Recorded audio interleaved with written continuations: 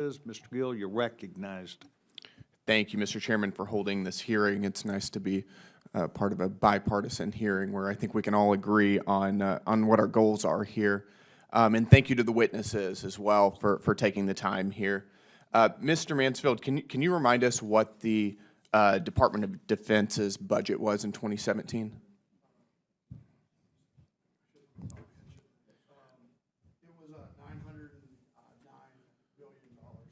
In 2017? Okay, it was about $582 billion, roughly. Do you know what it was in 2024? Last year was around $910 billion. So it's a pretty substantial increase, is it not? That's a lot of money. Sorry. Yes, I didn't have my mic on. I apologize. And can you remind us if the DoD has ever passed an audit? At the agency-wide level, no. Got it. And how many audits has it had recently? 7 full-scale audits. Mm-hmm. And how much do those cost? So this year, the cost of audit is right around $211 million. $211 million this year. I think that's right. Yes. So it's a lot of money. That's a pretty substantial audit, is it not? It is.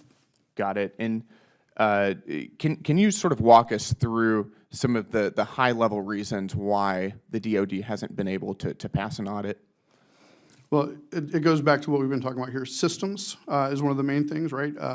And then more importantly, you can have the best system in the world, but if the data that's within that system isn't accurate, reliable, and supported, the system doesn't matter. So it gets to the fundamentals of accounting and in just operationalizing good controls. So when you receive a shipment, you count how many things are in it, you validate that the cost of your charge is what you expected, you make sure you've got the right line of funding to pay for that, and then you make sure it's in your books in the appropriate place so you know where it's at and what the condition is.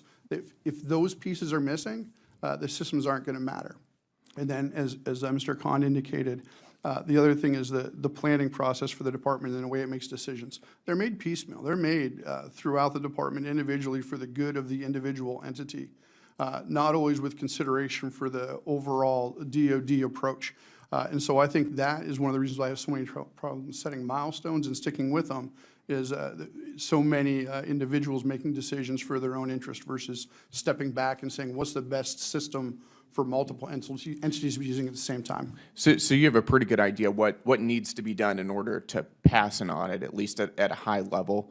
Can you help us understand why we haven't passed an audit recently? But lack of execution on the fundamentals is what I would say. And who's held accountable for that? And what are the consequences whenever the DoD fails to pass an audit? Well, the real consequence is lack of confidence for the taxpayer in the DoD's ability to account for and spend its money. I agree, but within the DoD, for instance, is there somebody who gets fired, who gets demoted, who sees their bonuses decreased? Is there any actual action taken against any individual or group within the DoD for failing to pass an audit? I can't speak to individual personnel actions, but I can say in recent years, the DoD has added, at least at the executive level, an element in the performance plans for their executives related to financial readiness, getting down to the ability to support individual transactions. So there's an accountability measure they have now. It's up to the department's management to use that effectively in order to spur change, though.